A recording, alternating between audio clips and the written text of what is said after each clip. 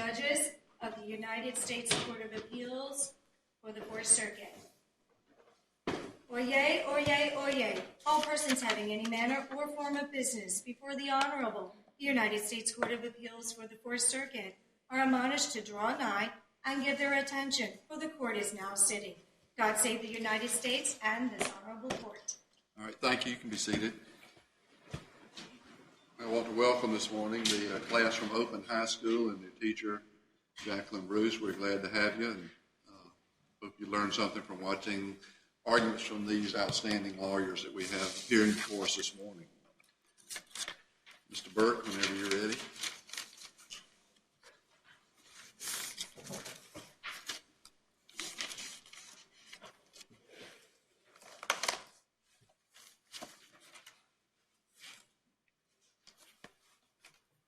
May it please the court. Good morning. My name is Michael Burke, and along with my co-counsel Sarah Stone, I represent petitioner appellant Brandon Basham. I have reserved 5 minutes of my allotted time for rebuttal today. In its opinion affirming Mr. Basham's convictions and sentences on direct appeal, this court held that the Constitution entitles a criminal defendant to a fair trial, not a perfect trial. And the court concluded that although Mr. Basham did not receive a perfect trial, it was confident that he had received a fair trial. I submit respectfully that the evidence that was presented in Mr. Basham's 2255 proceedings should give this court cause to reconsider that conclusion. With the court's permission and time permitting, I would like to address 3 particularly troubling aspects of Mr. Basham's trial. First, the substantial evidence that Mr. Basham was incompetent at various times during his trial. Second, trial counsel's failure to move to suppress as a violation of Edwards v. Arizona. Sheriff Ron Hewitt's questioning of Mr. Basham during the Thanksgiving Day search.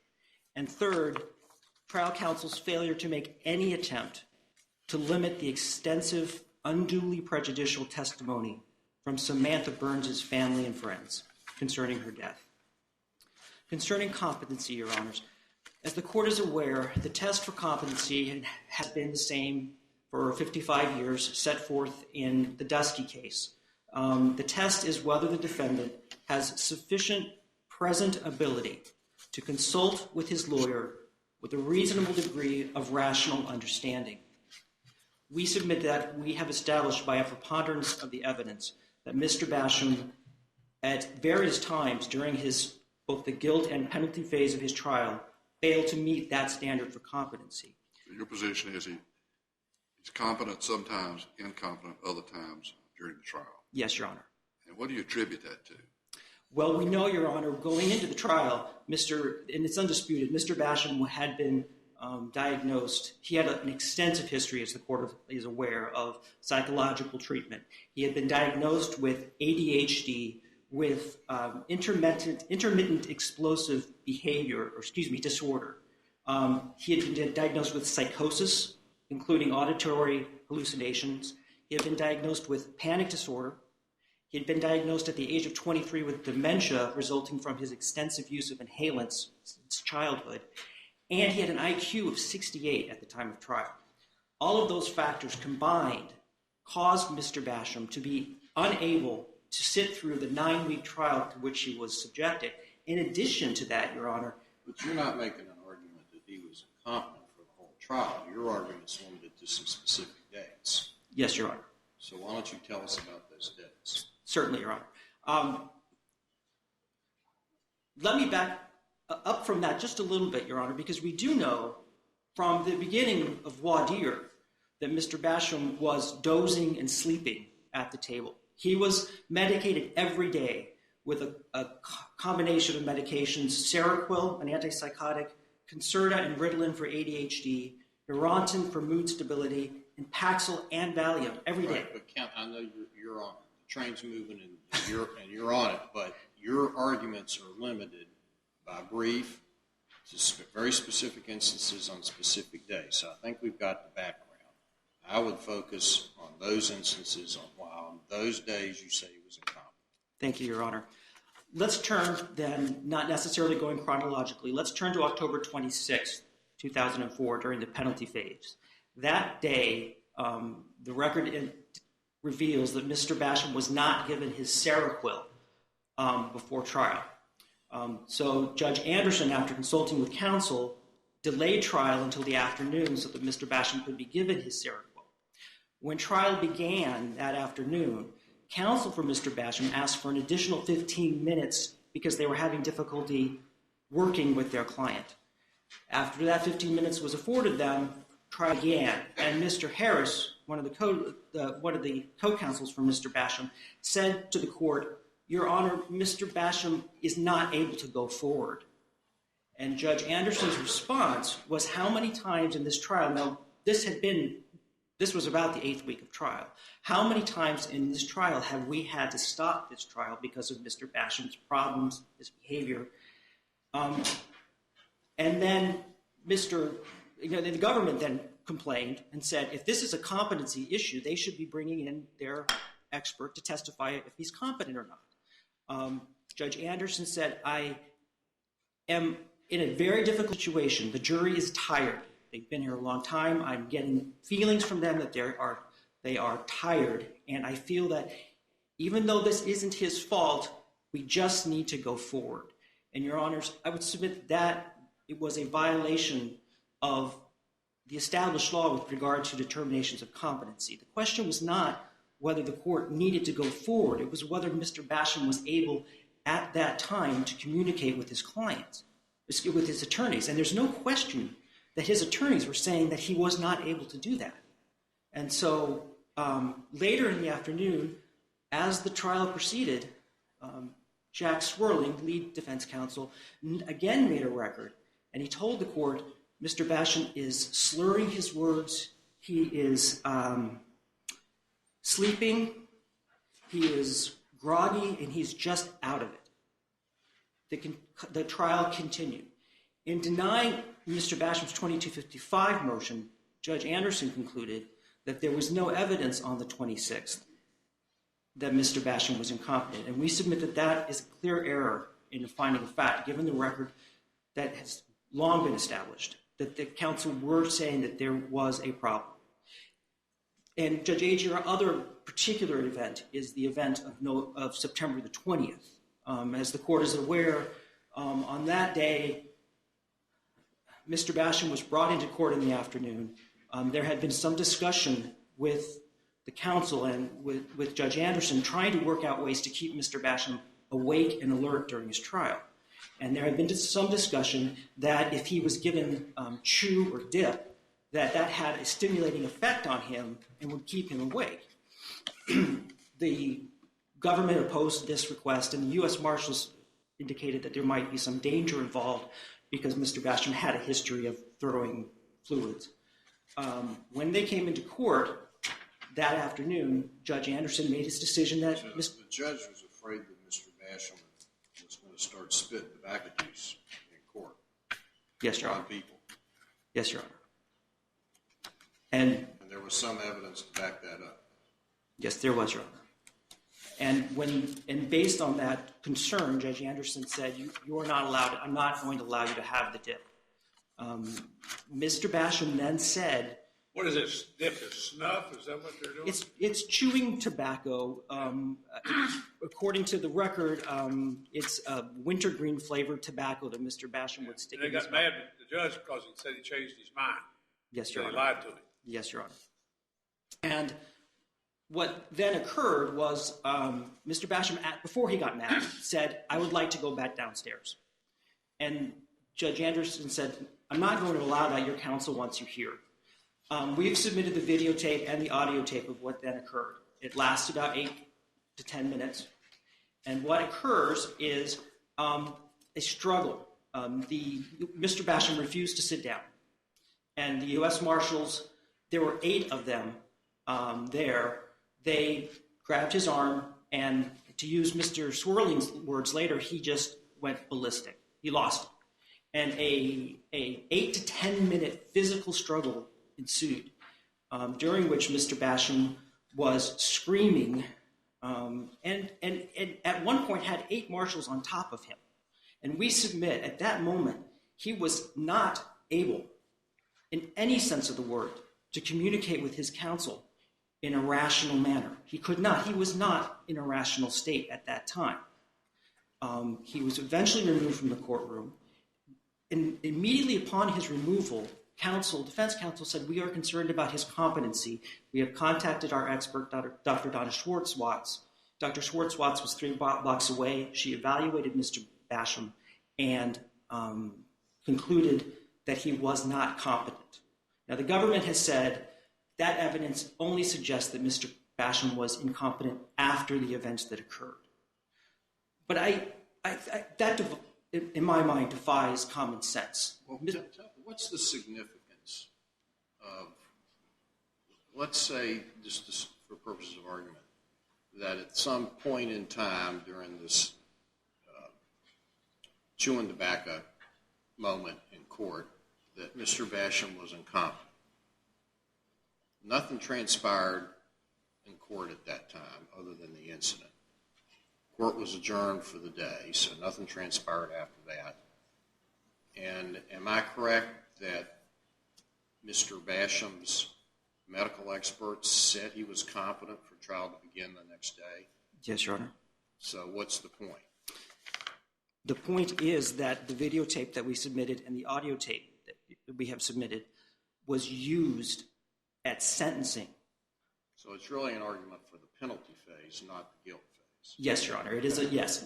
And please understand, we believe that Judge Anderson acted entirely appropriately that day. He did exactly what he was supposed to do. Our complaint about Judge Anderson's ruling is in the 2255, where he says he doesn't have to accept what Dr. Schwartz-Watts said at the time, and that he doesn't believe that Mr. Basham was competent. Our standard, this is a substantive competency claim that we have raised, and our standard is that we need to show by a preponderance of the evidence that Mr. Basham didn't meet the Dusky standard.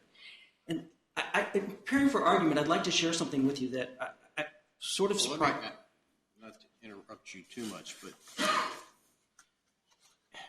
in trying to get a grasp of the impact at the guilt phase, at the penalty phase, you correct me if I'm wrong, I thought the government offered the tape of this incident with the marshals to show future dangerousness.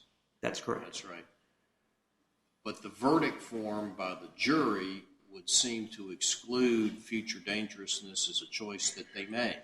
Correct. So tell us how this is of any benefit to you. Well, and that was the point that I was going to make that surprised me too, Your Honor. First, we don't need to show that there was any actual prejudice. If we show that he was incompetent, the court's analysis stops. He was deprived of due process.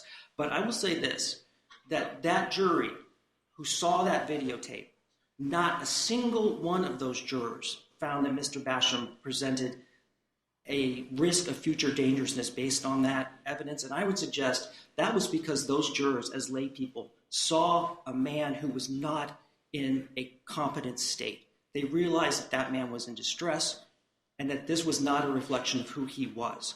And so I think the jury in this case taught us a lesson that Mr. Basham was incompetent at that time.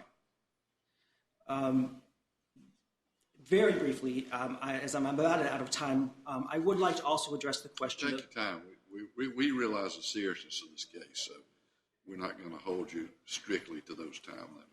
Go ahead. Well, and I also realize that we've thrown out several issues for you.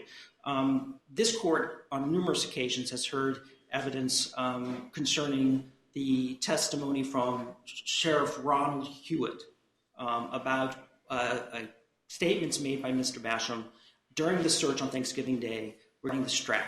Our position is that that questioning of Mr. Basham on that day was a blatant violation of Edwards versus Arizona, and that counsel had an obligation to move to suppress those statements, and those were critical statements throughout the trial. And at trial, you're getting the toes under an ineffective assistance claim.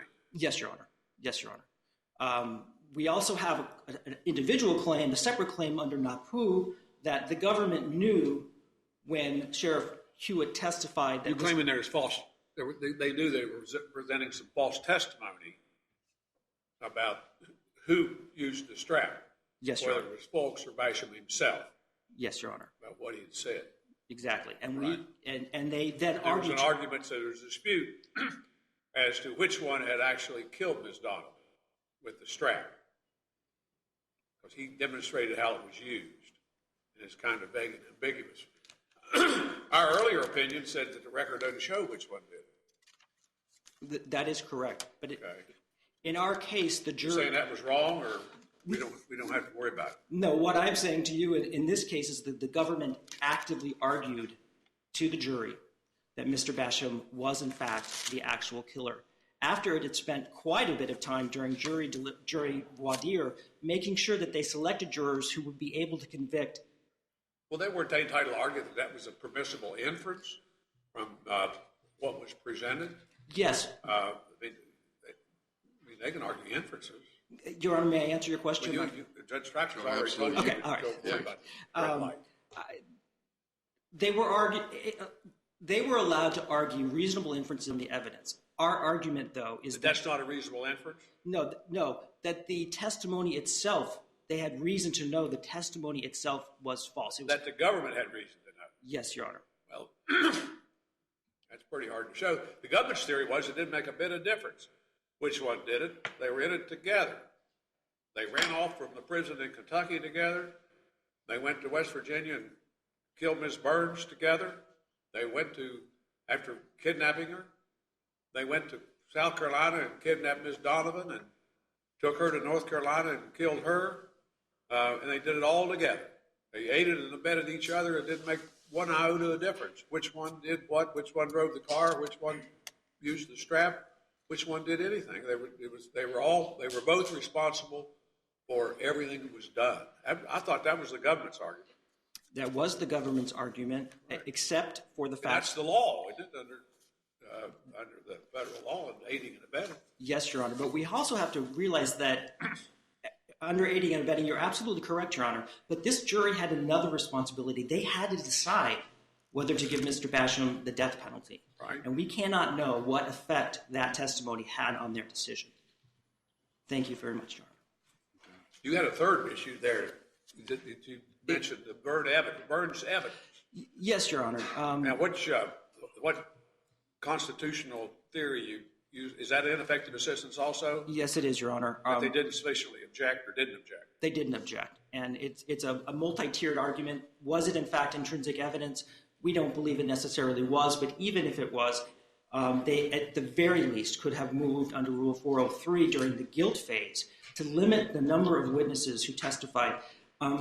This was testimony from... This is the Burns family evidence you're talking about now? Yes, Judge Agee. It was the mother, the father, the brother, the aunt, and two friends. And the government's, or the defense lawyer's theory was that he made a strategic decision to let it in the guilt phase. It was better timing. Put it all out there, rather than that it would be more prejudicial when it came in the penalty phase. Yes, that is what Jack... And that's a tactical decision that lawyers have to make. These lawyers didn't have they had a tough job. They absolutely did. They had some bad cards. They absolutely did. We don't deny that. But because of that, they had an obligation to try to limit this evidence, and they made no effort. There's no strategy behind not limiting the evidence, and we know Judge Anderson was particularly cautious in his evidentiary rulings. It is almost certain that he would have limited the testimony that was presented about Samantha Burns, and it was the most compelling testimony. With all due respect to the Donovan family and the tragedy that they suffered, this evidence was heartbreaking, and there was no reason that it could not have been limited. And the theory was it was intrinsic. It was all part of the same crime spree. That lasted 17 days? Yes, Your Honor. But even if it were intrinsic, it would still be subject to a 403 analysis. And finally, if they had moved to preclude the evidence in the guilt phase, the analysis would have been under the death penalty statute, which is actually more favorable to the defendant. It doesn't require that the evidence be precluded if it substantially outweighs the probative value, only if it outweighs. So there were strategic things that counsel could have done. But you don't contest that it's not at all uncommon, particularly in death penalty cases, for counsel for the accused to front load evidence like this into the guilt phase in the hopes that it will ameliorate in the minds of the jury by the time they get to the guilt decision. That's not an uncommon practice. Not at all, Your Honor. But you would make effort to limit it. Thank you. Thank you, Mr. Burke. Mr. Booth?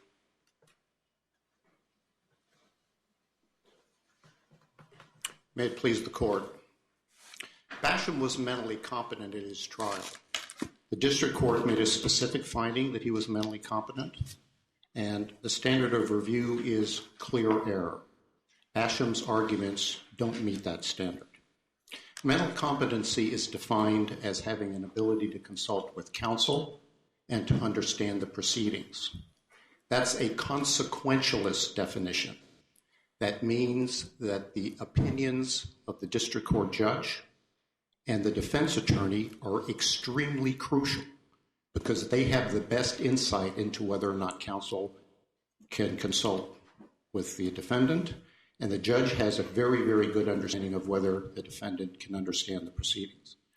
In this particular case, both the district court judge, in its opinion in the 2255 hearing, and lead counsel Jack Swerling at the 2255 hearing, both opined that in their opinion, Mr. Basham was competent throughout the trial, and it's specifically both with respect to October 26th and September the 20th. Now let me go to September 20th to start off with. Again, both the defense attorney and Swerling believed that Basham was competent at that time. And in addition to those particular opinions, this court, on direct appeal, indicated and stated that Basham was a manipulative individual with respect to his outburst when the district court judge reversed its decision and precluded him from having dip. You can move just a little bit further back from the microphone because we're getting a lot of... I'm sorry, Judge AJ. I hope this hasn't interrupted my argument. Does this sound a little better? Okay. Sure. In this particular case, what the record shows is not that Basham was incompetent, but that he flew into a rage because the district court overturned its decision to allow him to have dip. That is an expression of irrational or volatile behavior that what this court has said in the Angelone case is not evidence of mental incompetency. And we don't normally reward defendants who throw a fit or a temper tantrum because they don't get what they want. We don't reward defendants who do that sort of thing. Now, again, the standard here is clear error, and he hasn't met it. And with respect to Basham's argument that his experts said that Basham was incompetent when he was down in the holding cell afterwards, two answers to that. First of all, Judge Agee, as you mentioned, there was no trial occurring at that particular time. And second, under the Supreme Court's decision in Maggio versus Fulford, a district court judge does not have to accept the testimony of an expert who testifies as to competency, even if that evidence is unrebutted. So in this particular case, the district court's finding is certainly not clearly erroneous. Basham's argument that he met the preponderance standard, first of all, that is a standard at the trial level. It's not at this level. This level is clear error. And as the Supreme Court indicated earlier, if there's two views of the evidence, the fact finder's choice between them cannot be clearly erroneous. Let me turn down to the October 26th session when Basham was admittedly sleepy during part of the afternoon testimony. We don't necessarily know whether it was due to the Seroquel, but it may have been. There are at least two Federal Court of Appeals cases, the Woods case and the Jimenez case, which state that temporary drowsiness or temporary sleepiness at a brief portion at the trial does not constitute mental incompetence as a matter of law. And in this particular case, we would urge this court to follow those two cases and to note, in addition to that, if you remember earlier in the case during the suppression hearing testimony in February, is that the defense expert witness who examined Basham after he had undergone he had had a problem due to an overdose.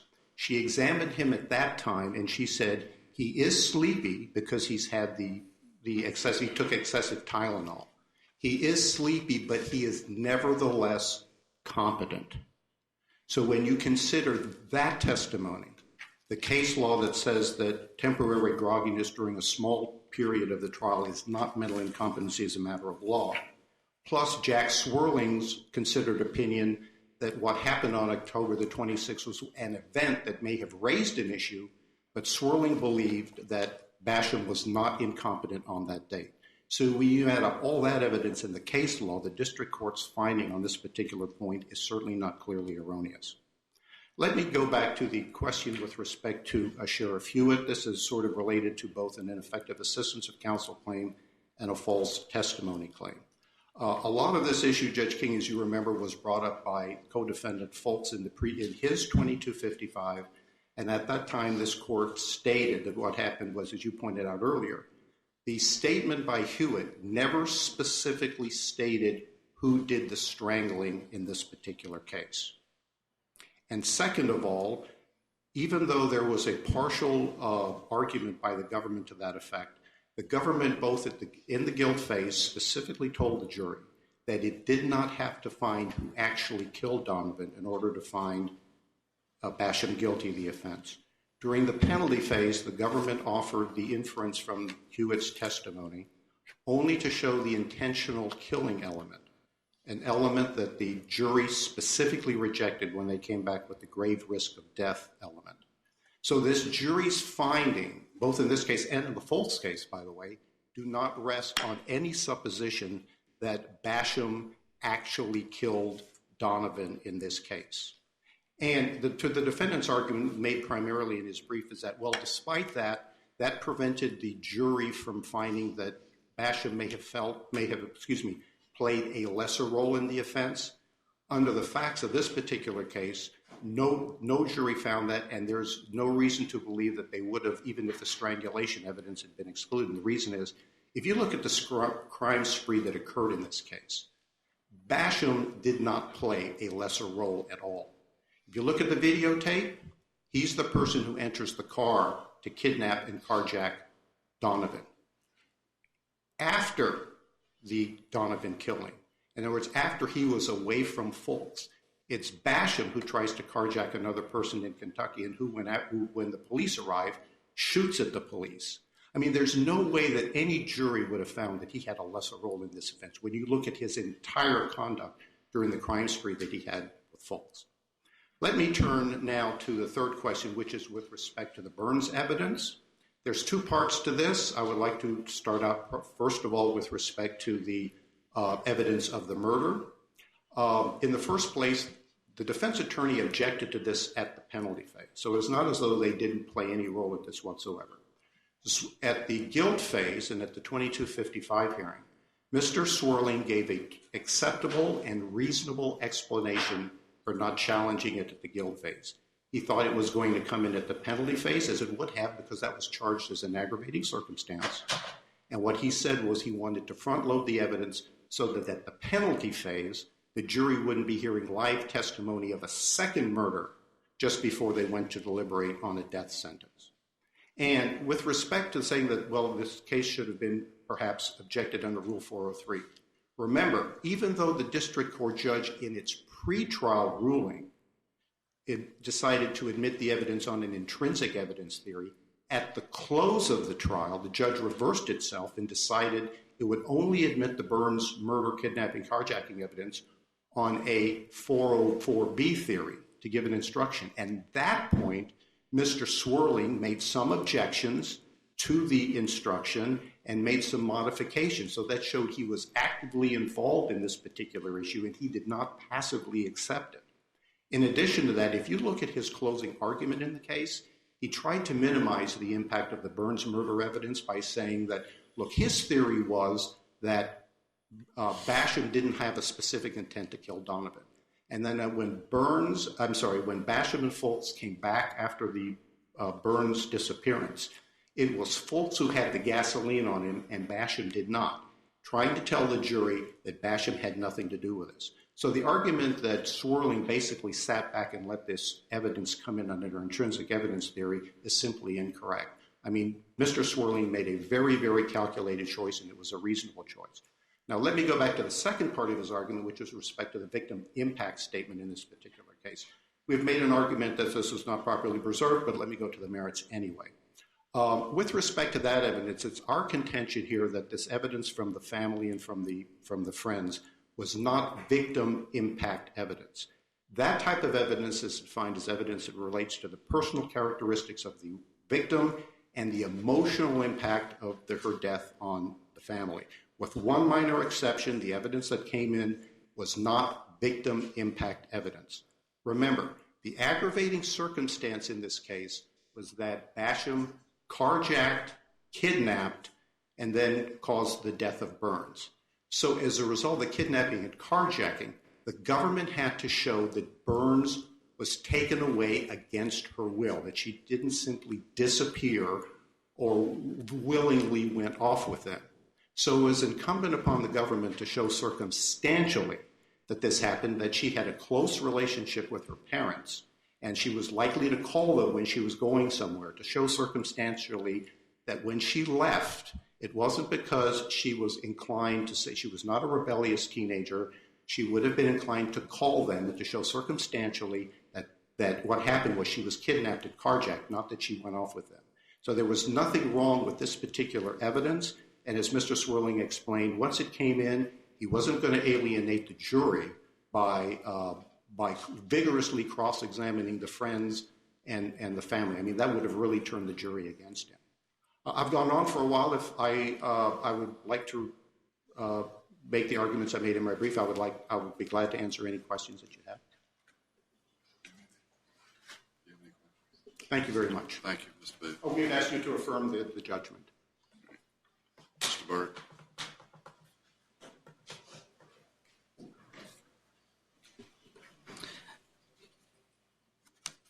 Your Honor, with regard to, may it please the court, with regard to the testimony of Mr. Swirling at the 2255 hearing, 8 or 9 years after the events of the trial, we would ask that the court look instead at what trial counsel said with regard to competency at trial.